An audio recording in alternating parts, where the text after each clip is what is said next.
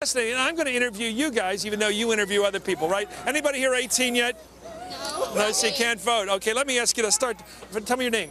Natasha Pradhan. I'm from Plaza. I'm Michael Petta. Evelyn Velaz. Lauren Gentili.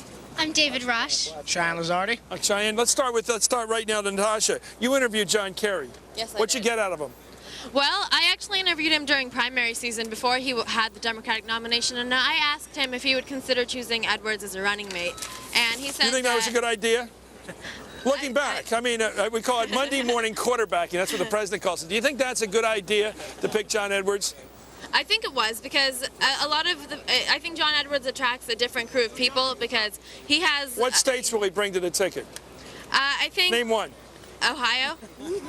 Wow, you're ahead of me. That's good. If he does bring on, in other words, you give credit to him if Ohio goes for Kerry. Yeah. Good, you're smart. You're ahead of me. Let's go to Michael. Yep. You got a picture here you want to show me here? Yeah, I got a picture with the Bush twins. They came to my home. Okay, here's the big question. The Bush twins showed up at look. Very good. These girls, what are their names? Jenna and Barbara. Now, what do you think of them sort of in terms of boy-girl stuff? Would you put them high on the girl ticket if you were a boy? They're You have to look at them again. Make up your mind. They're gonna help. What are you like looking at them again to see if they're foxes They're gonna or not? help go to. They're gonna help. Okay, are they a credit to their age group, or are they a little giddy? I think so. I think they represent their demographic really well. Boy, you're an intellectual. Are you a Thank you. sociologist? Their demographic? Let me ask you No, this. I'm Do you a think their journalist. performance at the convention was mature? I don't think so. I think it represented them well in their personality and their personality of their peers. Okay, you're from Florida, Evelyn, right? Yes. Who's going to get Florida? You're on the ground down there. You're covering this thing. I get a feeling Bush is going to take Florida because the way it's split, it's just like practically even. But I think it's going to be in Bush's favor, unfortunately. Well, he's not going to take, the president's not going to take Rockefeller Plaza. Definitely That's what I not. think. Let's go to, Rockefeller Plaza is not a voting district, by the way. Let's go to Lauren now. You're from Detroit, right? Yes. Detroit. Okay, Michigan. What do you know about me? You're from the Michigan suburbs beyond the 8-mile line, right? Yeah. Are you from Macomb County? Yes, I am. Tell me about Macomb County. It's a great leading indicator of the country. Macomb County is really split in half this year. I know that it usually will go Republican, but I'm not sure this year because it's really, really split. Is that where the NASCAR guys are? No. I have no idea. Okay, let's go to David Rush. Has Tim Russert white? Okay, let's see your Tim Russert wannabe stuff here.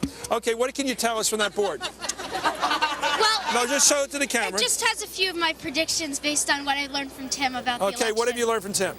Well, he told me that there's also the possibility that there could be a Bush-Edwards administration this year.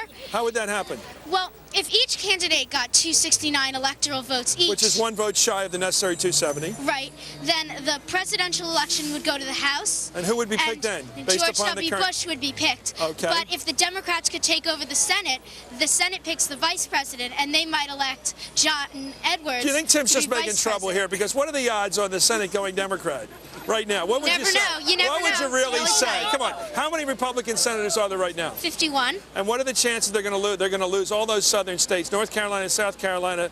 Do you think they're going to lose the sweep, or they're going to win the ACC in basketball? What? Well, I don't know, but Come on, make your pick. You can fix this. Stop talking about Tim's board. Where's your board? I don't think it's likely that the Democrats will take over the Senate, but it's a distinct possibility. You are you're going to be a road scholar, I think. Let me go right now to Cheyenne Lazardi. How are you? Sir, you're a New Yorker. Yeah. Okay, let me ask you World Trade Center. You go to school downtown. Yeah. What's it like to go to school near Ground Zero? Well, since the Twin Towers, it's been a very eerie effect. I know for a fact that New York has not been the same since then. I've seen it start to finish through my classroom window, and I look at going to school at a totally different perspective because you never know what's going to happen now in New York City. Cheyenne, were you there when it happened?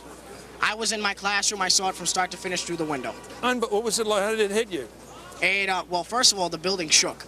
Your building did. The vibrations went straight to my building, and we saw it start to finish. I began crying as soon as the building went down. The president's first reaction was, that was one crazy pilot. What was your reaction? My reaction was, what are we going to do about it? You knew it was terrorism right away? Right away. Right away. I didn't know it was a plane You crash. should be head of the National Security Council. Thank you very much. Anyway, everybody here, are you all independent, nonpartisan? Are you all nonpartisan, or do you have favorites in this race? We've got favorites. Oh, you got favorite? Nonpartisan. Nonpartisan favorite? Favorites? Can't say. Nonpartisan. Completely objective.